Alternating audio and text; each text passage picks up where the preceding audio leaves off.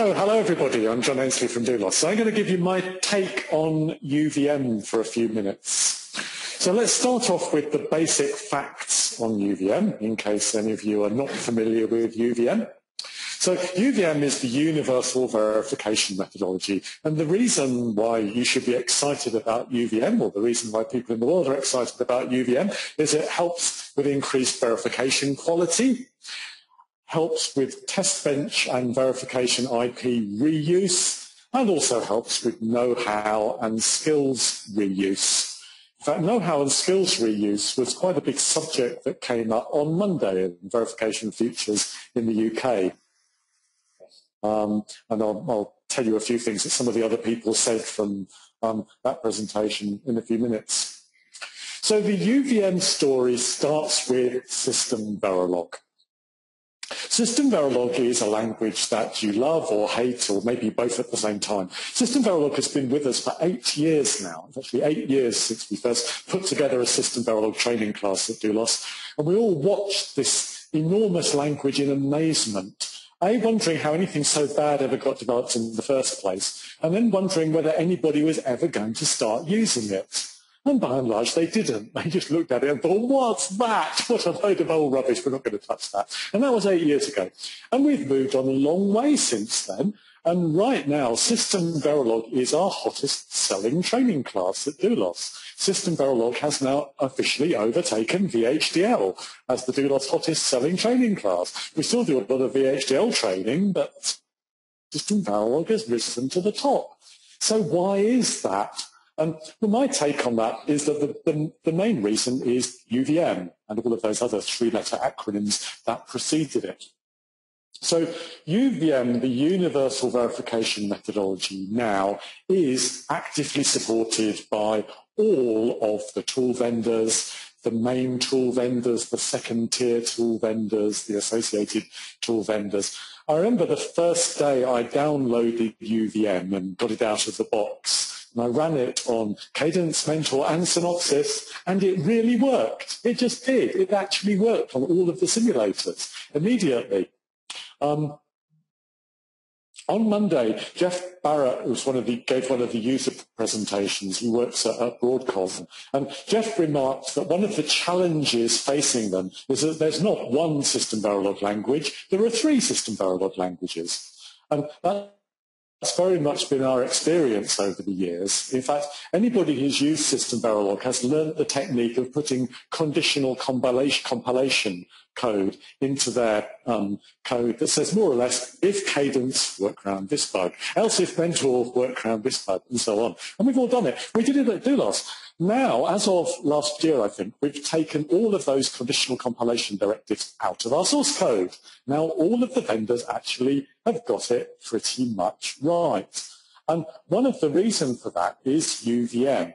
And we've seen UVM driving mutually consistent SystemVerilog implementations, particularly for class-based verification. And that's just been commercial forces at work, because each of Cadence, Mentor, and Synopsys have wanted to steal customers from their competitors. And so in order to do that, they've had to support their verification methodologies.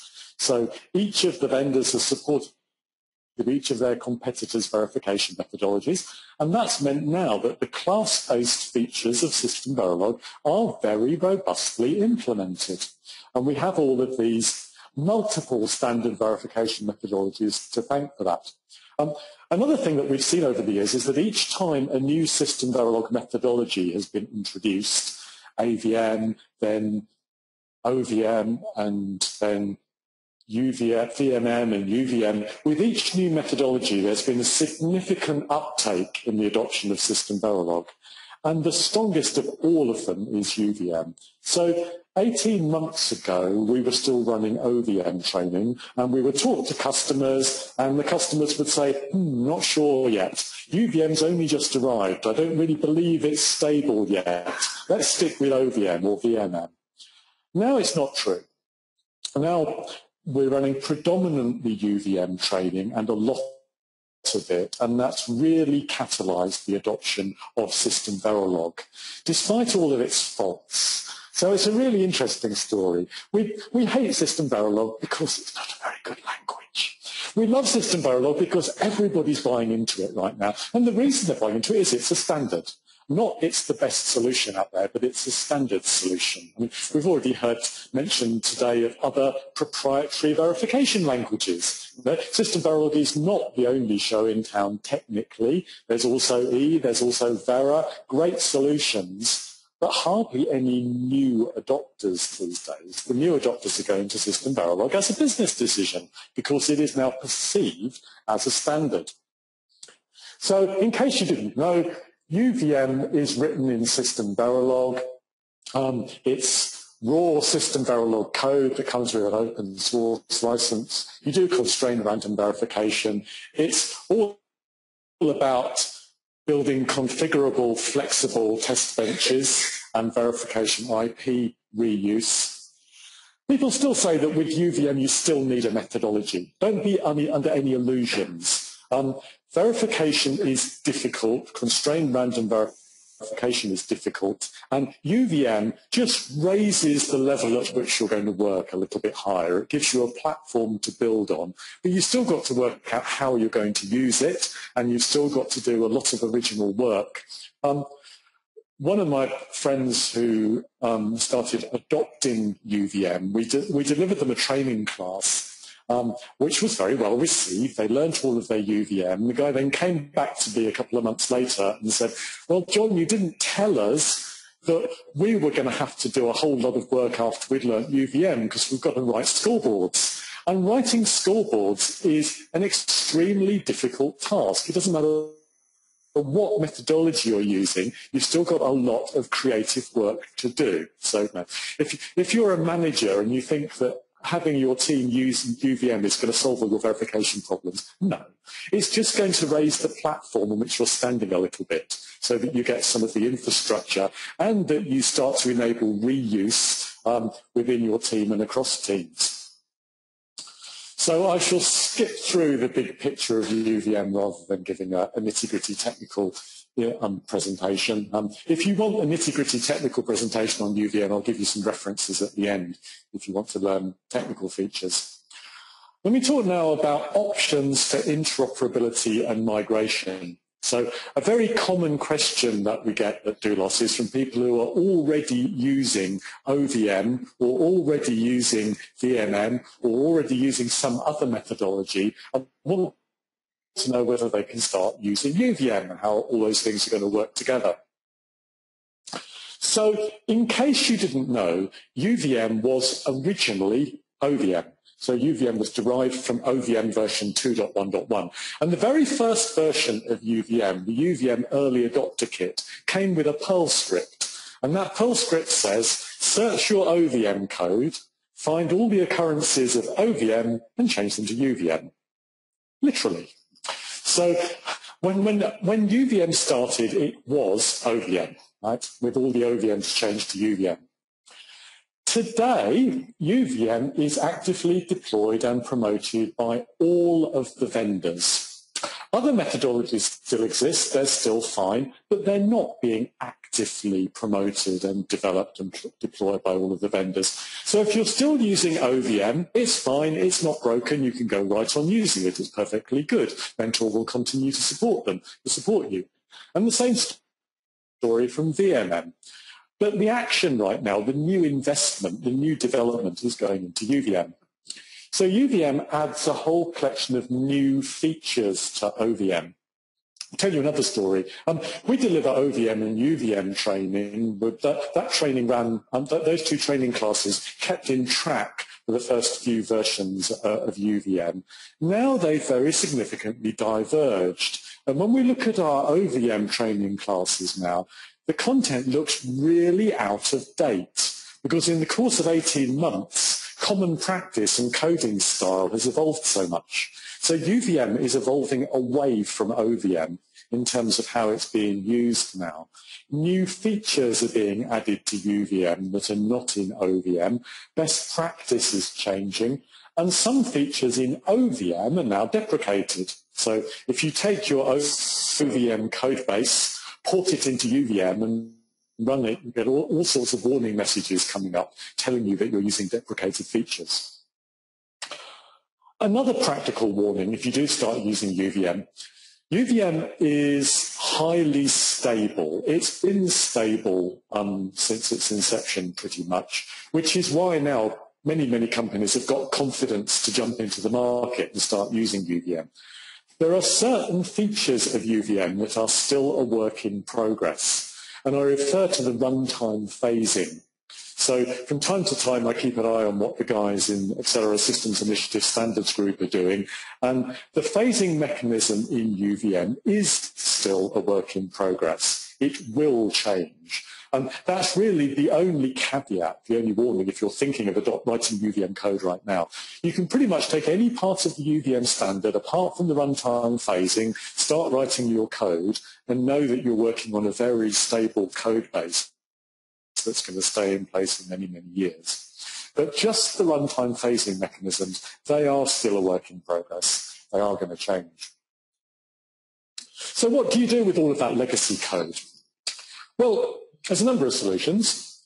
If you've got OVM code, the usual advice is port it into UVM. After all, there is a Perl script to do a lot of the work for you. Having run that Perl script, there are then some other things that you need to do, and it's a very well-trodden path. So my friends at Mentor have done it and advertised it on Verification Academy. Friends at Cadence have done it and written all of that up on UVM World. We've done it at Doulos and we've written it up on the Doulos website. So there's a clear sequence of instructions, ABC, that you have to go through to take your OVM code and convert it to UVM. Parts of it can be automated with the script. Parts of it can't be automated. It's a bit of work, but it's not a big commercial risk. It's a bounded amount of work that you have to do. If you want to interoperate between OVM and VMM, or really interoperate between any two SystemVerilog class libraries, it's not a big deal because they're all SystemVerilog class libraries. So Accelera wrote up how to do it and produced an interoperability library that you can still download to show you how to interoperate between OVM and VMM. And the same between VMM and UVM. So Synopsys maintain a kit to enable you to interoperate between VMM and UVM if you wish to, so you don't have to port all of your legacy code over to UVM. Now I'll say a few words about mixed language environments. UVM is SystemVerilog, but it's always had a kind of mixed language vision. There have always been people in the UVM world who've known that the world is mixed language. So UVM was derived from a number of other methodologies, some of which had System C implementations and some of which talked to E, and the same is true about UVM. So certainly mixed language UVM is another work in progress. It's another activity that the Accelera Standards Group are continually thinking about and keep focusing and refocusing on. So if you're talking about mixed language, combining, let's say, SystemVerilog with a C reference model, then that can occur at a number of different abstraction levels. If we're at the PIN level or register transfer level, it's pretty much a solved problem. All of the EDA vendors allow you to plug and play RTL descriptions in different languages. You can mix your VHDL and your Verilog and your System C in a very straightforward way. The details are vendor specific, but that doesn't really inhibit you in any way. If you just want to call into a C or C++ reference model from your SystemVerilog test bench, that's very straightforward using the SystemVerilog DPI. So there's a standard out-of-the-box solution for calling into, for example, an untimed C reference model from SystemVerilog. However, the really interesting challenge these days is transaction-level communication between SystemVerilog and System C. The solutions exist there as well. In fact, a couple of years ago, I wrote a paper for DVCon on precisely this problem and showed how you could build your own transaction-level interface between SystemVerilog and System C. And now all of the big vendors have come up with their own solutions. So Cadence have come up with UVM ML, UVM mixed language. Synopsys have come up with the TLI, the transaction-level interface. And the new kid on the block is Mentor's UVM Connect. And these are three solutions to the same problem. They all allow you to pass transactions between a UVM verification environment and a System C reference model. So the good news is there are standard solutions available. The bad news is there's three of them, and they're all different to each other. So personally, I've used all three solutions, and I can attest they all work. They all do exactly what you would expect them to do, and they're all mutually incompatible. Right? So if you don't like that situation, then flame your EDA vendors and tell them to sort it out and come up with a standard. If you're happy to live with three non-standard solutions, well, I guess that's fine as well, but it makes it a little harder to port code between tool vendors. Okay, so now I'll make some final remarks and pull all of this together. It's been an interesting last few years for us at Doulos. So 10 years ago, we made our money selling training classes in RTL design on VHDL and Verilog. And in that context, we can take an engineer and after 5 days of training, allow them to go away and be fully productive and be able to actually write RTL code and write test benches and do FPGA and ASIC design. Now we're into the world of constrained random verification, object-oriented programming, SystemVerilog, System C, and it's just not true anymore. There's a very significant upskilling required to use UVM in particular, since that's what I'm talking about now. So to learn to use UVM, well, I totted it up the other day, and I reckon it's probably equivalent to a year's worth of university study to learn all the skills you need. So you need to learn basic structured programming, object-oriented programming, transaction-level modeling, constrained random verification, verification planning, the SystemVerilog language, how to build class libraries, and then you're ready to start learning the details of UVM, right? Which is pretty much kept you busy for a year at university, at least learning all of those things. Then when it comes to UVM, it's not easy. So right now, we for beginners have a 4-day class in SystemVerilog. For people who already know Verilog, we have a 5-day class to teach them SystemVerilog, including SystemVerilog verification. And then they're about ready to start learning UVM. So we have a 3-day class teaching people UVM. We very often get folks who already know E, Specman and Vera, who want to learn UVM, and it's still a hard job for them. So when people who are already verification experts, who already know how to use E, start trying to learn UVM, there's still a lot of content. UVM is a big, complex class library. So this isn't particularly meant to be a pitch for you to buy Doulos training classes, although I'd love you to buy Doulos training classes. The message is, if you're a manager and you're thinking of getting your guys up to speed to use SystemVerilog or UVM, don't underestimate how difficult it's going to be. There's a lot of different skills to learn here. And we have the same rather comical conversation with customers again and again and again. So our customers say to us, a manager on the phone, I've got a team of guys. They've used VHDL. They want to use UVM on the next project. Can you train them in 3 days, please?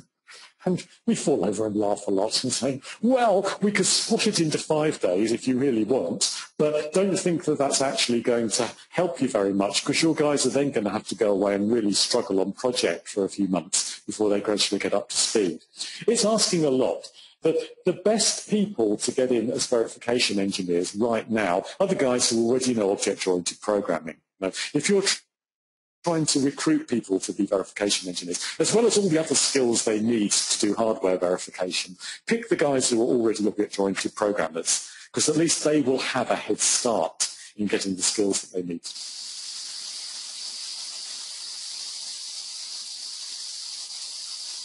That's no problem. So at Doulos, of course, we run training, and one of the ways we've tried to address this is to create something called Easier UVM. Mentor has something similar that's trying to solve a different problem. A number of people are trying to do different things. What we're trying to do is find ways to help it easier, make it easier for you to get into functional verification in UVM. But in some ways, this is just smoke and mirrors, because it's still difficult. It's always going to be hard. No matter what we do, it's always going to be hard. There's still a big learning curve to go through. So what to do next? Well, if you want to play with UVM, you can just download it, including If you want to hear more from me and hear more in general about System C versus SystemVerilog versus UVM and a number of general topics, then go to the video gallery on the doulos.com website. And in particular, you'll find there some introductory technical tutorials on UVM. So if you want to fill in some of the details that I've skipped out on what UVM is and how it works, then go check out the video gallery and you'll see what you need. Okay, thank you.